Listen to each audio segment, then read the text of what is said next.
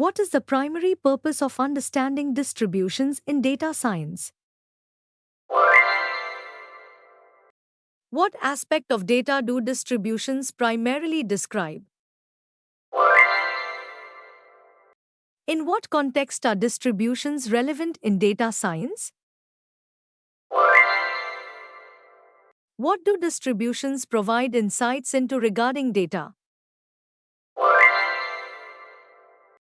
What do distributions help in analyzing within datasets? What is the primary objective of engaging in statistical problem solving for real-world applications?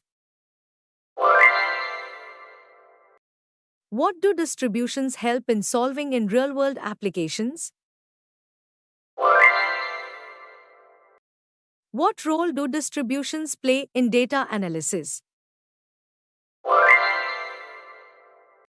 Which aspect of distributions assists in decision-making processes? What do distributions help in understanding within datasets?